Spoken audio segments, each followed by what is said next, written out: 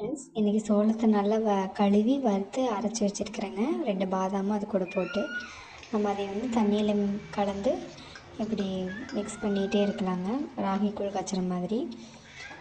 இது கொஞ்சம் தருதருன்னு தான் இருக்குங்க. ஏன்னா பாப்பாவுக்கு 10 மந்த் ஆச்சு. நம்ம இன்னும் கூழ் மாதிரி கொடுத்துட்டு இருந்தோம்னா அவங்க வந்து மென்று பழக மாட்டாங்க சாப்பாடு. அதனால் வந்து கொஞ்சம் தருதருன்னு தான் இருக்குது. பட் இது கூட நான் வந்து கொஞ்சம் ஒரு 5 நிமிஷம் கிளறி விட்டு வேக வச்சுட்டு ஒரு 2-3 ஸ்பூன் வந்து ராகி சேர்த்துக்க போகிறேங்க. ஏன்னா தானியங்க அப்படின்னா கொஞ்சம் 2 ஐட்டம் சேர்த்து செஞ்சோம்னா கொஞ்சம் டேஸ்ட் இன்னும் கொஞ்சம் கூடுதலாக இருக்கும். அதனால் நான் 2 சேர்த்து கொடுக்க போகிறேங்க. இது மாதிரி நல்லா கலந்து விட்டுட்டு ராகி எப்படி கொதிக்கும் அந்த மாதிரி நல்லா கொதிக்கிற மாதிரி வேக வச்சிடணுங்க. அதாவது நம்ம வேக வைக்கிறது எப்படி பதம் பார்க்கணும்னா எண்ணெய் மாதிரி இருக்கணும். அந்த மாதிரி வேக வச்சு எடுத்துட்டேங்க. பாருங்கள், இப்படி தான் இருக்குது. கடைசியில் பாப்பாவுக்கு கொடுத்து பார்க்கலாம் எப்படி சாப்பிட்றாங்கன்னு. ஃபஸ்ட்டு சின்ன பாப்பா கொடுப்பாங்க. ஏன்னா அவங்க தான் வந்து டேஸ்ட் பிடிக்கலைன்னா மெயினாக சாப்பிட மாட்டாங்க. 1 ஸ்பூன் 2 ஸ்பூன் வாங்கிட்டு மச்சம் வாங்கவே மாட்டாங்க. பெரிய பாப்பா சாப்பிட்டுக்குவாங்க. நான் வந்து தயிர் இதில் மிக்ஸ் பண்ணியிருக்கலாங்க ஒரு 2-3 ஸ்பூனு. பட் நான் வந்து பாப்பாவுக்கு சளிங்கிறதுனால தயிர் மிக்ஸ் பண்ணல. நீங்கள் வேணால் தயிர் மிக்ஸ் பண்ணிக்கோங்க. பட் நான் அதுக்கு பதிலாக தேங்காய் எண்ணெய் 2 சொட்டு மிக்ஸ் பண்ணியிருக்கிறேன். இல்லைன்னா நெய் வேணால் நெய் மிக்ஸ் பண்ணிக்கலாம். கொஞ்சம் நெய் கொஞ்சம் தேங்காய் எண்ணெய் அப்படின்னு நான் மிக்ஸ் பண்ணியிருக்கிறேங்க. அதுவே டேஸ்ட் கொடுத்துரும். நீங்கள் வேணால் தயிர் ஆட் பண்ணிக்கோங்க. மெயினாக வந்து இது கொஞ்சம் மத்தியானம் இல்லை காலையில் அந்த மாதிரி டைமில் கொடுத்துடணுங்க. அப்போ தான் வந்து கொஞ்சம் சளி பிடிக்காமல் இருக்கும். ஈவினிங் டைம் கொஞ்சம் செட் ஆகாது. நான் அதனால் காலையில் டைம் தான் கொடுத்துருக்குறேங்க.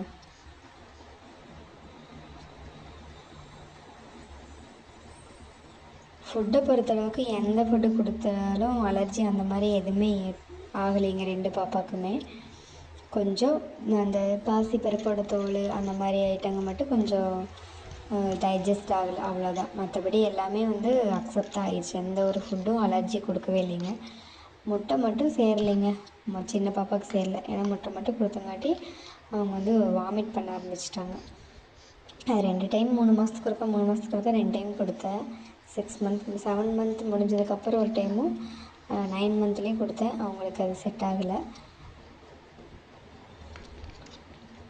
மேக்ஸிமம் நம்ம பாப்பாங்க 2 பேர்த்துக்கும் ஃபுட்டுனால எந்த ஒரு அலர்ஜியும் ஆகலைங்க. தண்ணி மட்டும் நிறைய கொடுத்துட்டே இருக்கணுங்க. அதுக்கு பதிலாக ஜூஸ் ஐட்டம் கூட நீங்கள் கொடுக்கலாம். ஜூஸ் ஐட்டம் கொடுத்தா மேக்ஸிமம் வெயிட் கெயின் அதிகமாகும். பட் ஸ்ட்ரென்த் இருக்குமாங்கிறது எனக்கு தெரியல. மேக்ஸிமம் ஃப்ரூட்ஸாக பழமாக அப்படியே கொடுத்தோம்னா தான் ஃபுல் ஸ்ட்ரென்த்துன்னு சொல்கிறாங்க. ஏன்னா அதில் இருக்கிற ஃபைபரும் சேர்ந்து சாப்பிடும்போது டைஜஸ்டும் நல்லாகும், உடம்புக்கு சத்தும் இருக்கும். வெறும் தண்ணி மாதிரி நம்ம ஜூஸ் மாதிரி கொடுத்தோம்னா அது வெறும் லிக்விட் மட்டும்தானே.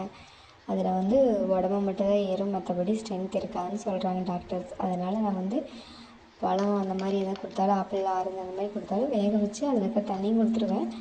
நான் ஆரஞ்செல்லாம் கொடுத்தா அப்படியே கொடுத்துருவேங்க சாப்பிட்டு தோலோடவே.